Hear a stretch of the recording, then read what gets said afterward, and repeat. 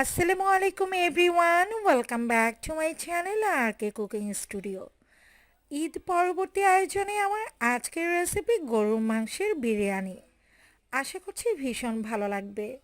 অনেকেরই অভিযোগ থাকে বিরিয়ানি রান্না করলে সেটা ঝরঝরেও পারফেক্ট হয় না এবং পারফেক্ট টেস্টও আসে না।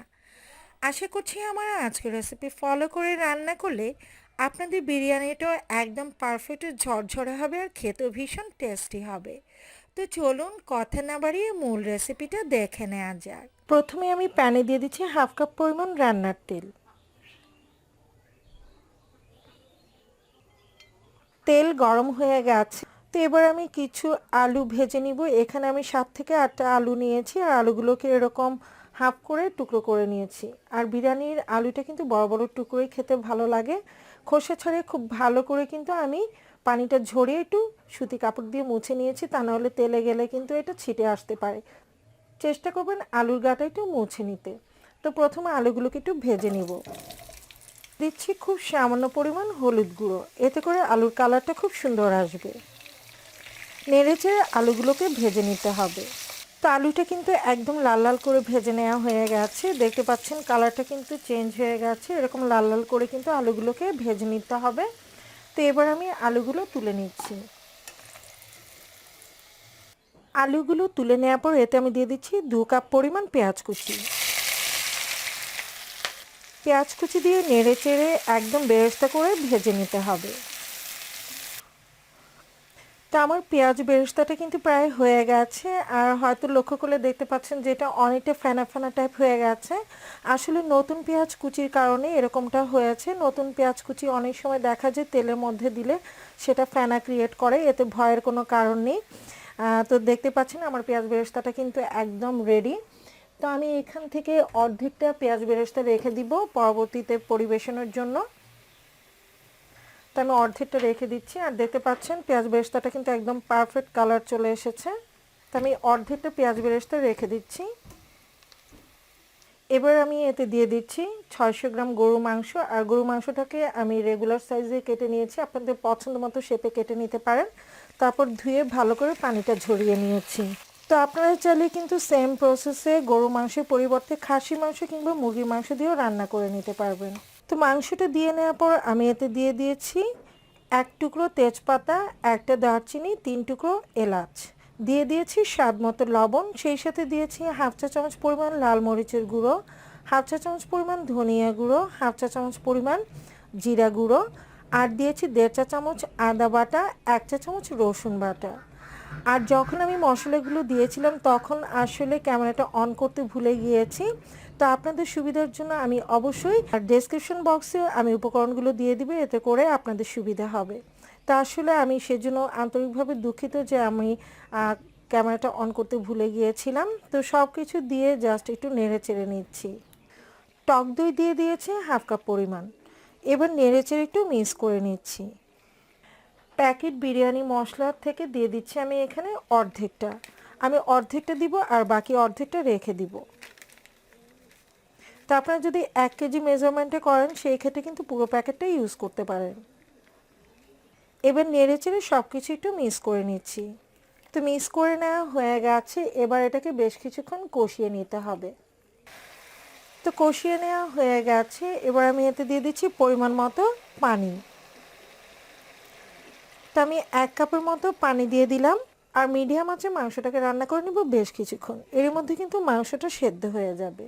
তো আমি প্রায় 20 মিনিটের মতো ঢাকনা দিয়ে ঢেকে রান্না করেছি। আর এখন কিন্তু মাংসটা অনেকটাই সেদ্ধ হয়ে গেছে। তো এই পর্যায়ে আমি দিয়ে দিচ্ছি ভেজে রাখা আলু। আর এখানে আমি নিয়েছি হাফ কাপ পরিমাণ মটরশুঁটি। আর মটরশুঁটিটা দিলে কিন্তু বিরিয়ানিটা খেতে খুব ভালো লাগবে। তো আপনাদের কাছে থাকলে দিবেন, না থাকলে দেওয়ার দরকার নেই। তো আমি দিয়েছি, এতে করে টেস্টটা খুব ভালো আসবে। এবার ঢাকনা দিয়ে ঢেকে আরও 7 থেকে 8 মিনিট রান্না করে নিব। এর মধ্যে কিন্তু মটরশুঁটিটা এবং আলুটাও কিছুটা সেদ্ধ হয়ে যাবে। তো এখন কিন্তু সব কিছু একদম পারফেক্টলি সেদ্ধ হয়ে গেছে। আমি চেক করে নিয়েছি। আপনারা একটু চেক করে নেবেন যে আলুটা আর মটরশুঁটিটা সেদ্ধ হয়েছে কিনা। আর দেখতে পাচ্ছেন যথেষ্ট পরিমাণে কিন্তু তেল রয়েছে। আজকে কিন্তু একই হাঁড়িতে আমি বিরিয়ানি রান্নাটা করে নিব। আমি আলাদা পাত্রে কিন্তু বিরিয়ানিটা রান্না করব না, যে পাত্রে মাংস রান্না করেছি ঠিক একই পাত্রে আমি রান্নাটা সেরে নিব। এবার আমি এতে দিয়ে দিচ্ছি পোলাওর চাল। আমি 3 কাপ পরিমাণ পোলাওর চাল 20 মিনিটের জন্য পানিতে ভিজিয়ে রেখেছিলাম, তারপর খুব ভালো করে পানিটাকে ঝরিয়ে নিয়েছি। আর অবশ্যই পোলাওর চালটাকে কিন্তু ভিজিয়ে রাখবেন, আর এই ভিজিয়ে রাখার কারণে বিরিয়ানিটা কিন্তু একদম পারফেক্ট ও ঝরঝরে হবে, সেই সাথে কিন্তু ভাতটাও বেশ লম্বা লম্বা হবে। গোটা কাঁচামরিচ দিয়ে দিচ্ছি 4টে। এবার নেড়ে চেড়ে চালটাকে মাংসের সাথে ভেজে নিব 2 থেকে 3 মিনিটের জন্য। তো ভেজে নেওয়া হয়ে গেছে। এবার আমি এতে দিয়ে দিব 1 কাপ তরল দুধ। আমি এখানে গরুর দুধটা ইউজ করছি, আপনারা চাইলে কিন্তু গুঁড়ো দুধটাও পানিতে গুলিয়ে নিয়ে ইউজ করতে পারেন। তো আজকে যেহেতু আমি 3 কাপ চাল নিয়েছি, সেজন্য আমি টোটাল 6 কাপ পানি ইউজ করব। তো আমি পানি ইউজ করব 5 কাপ, আর 1 কাপ দুধ দিয়েছি। আপনারা চাইলে কিন্তু পুরোটাই পানি ইউজ করতে পারেন। তো যেহেতু 1 কাপ দুধ দিয়েছি, আর বাকি 5 কাপ আমি পানি দিয়ে দিব। আর অবশ্যই ফুটন্ত গরম পানিটাই দিতে হবে।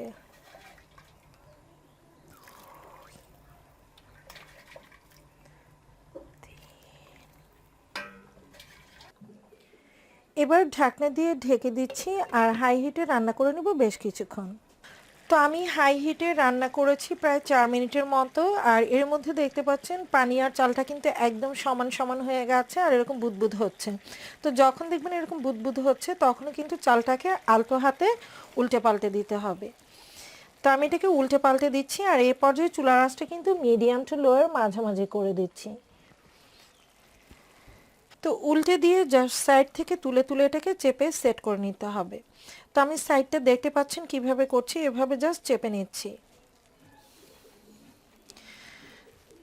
তো অবশ্যই চুলার আঁচটা মিডিয়াম টু লোয়ার মাঝামাঝি রাখতে হবে। এবার ঢাকনা দিয়ে ঢেকে রান্না করে নিব আরও 2 থেকে 3 মিনিট। তো 5 মিনিটের মতো এটাকে দমে রেখেছিলাম। এবার আবার আমি এটাকে একটু উল্টে পাল্টে দিব। তো আলতোভাবে এটাকে উল্টে পাল্টে দিচ্ছি, আর দেখতে পাচ্ছেন বিরিয়ানিটা কিন্তু এখনই অনেকটা পারফেক্ট হয়ে গেছে। তো মোটামুটি কিন্তু এটা পারফেক্টলি সেদ্ধ হয়ে গেছে।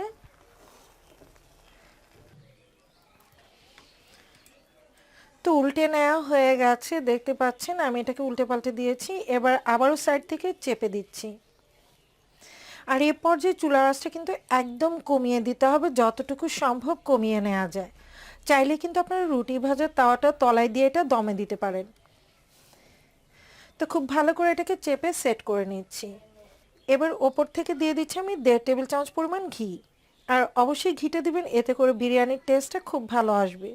চাইলে একটু গোলাপ জলও ছড়িয়ে দিতে পারেন, বাট আমার কাছে গোলাপ জলের ফ্লেভারটা ভালো লাগে না, সেই জন্য আমি স্কিপ করে যাচ্ছি। তো আপনারা চাইলে কিন্তু গোলাপ জলটাও দিয়ে দিতে পারেন।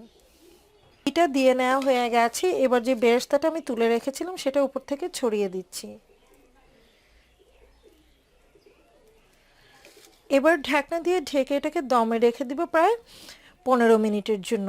এরই মধ্যে কিন্তু এটা সার্ভ করার জন্য একদম রেডি হয়ে যাবে। তারপর গরম গরম আপনারা কিন্তু এই বিরিয়ানিটা সার্ভ করতে পারবেন। আমি বেশ কিছুক্ষণ দমে রেখেছিলাম, আর এখন কিন্তু আমার বিরিয়ানিটা একদম পারফেক্টলি রেডি হয়ে গেছে সার্ভ করার জন্য। আর দেখতে পাচ্ছেন কতটা ঝরঝরেও পারফেক্ট হয়েছে। আশা করছি আমার আজকের রেসিপি ফলো করে আপনারা যদি বিরিয়ানিটা রান্না করেন, তাহলে আপনাদের রান্নাটাও একদম পারফেক্ট ও ঝরঝরে হবে। রেসিপি ভালো লাগলে লাইক, কমেন্ট এবং শেয়ার করে দিবেন। পরবর্তী রেসিপি দেখার আমন্ত্রণ জানিয়ে আজকের মতো এখানেই বিদায় নিয়ে নিচ্ছি। সবাই ভালো থাকবেন, সুস্থ থাকবেন। আল্লাহ হাফিজ।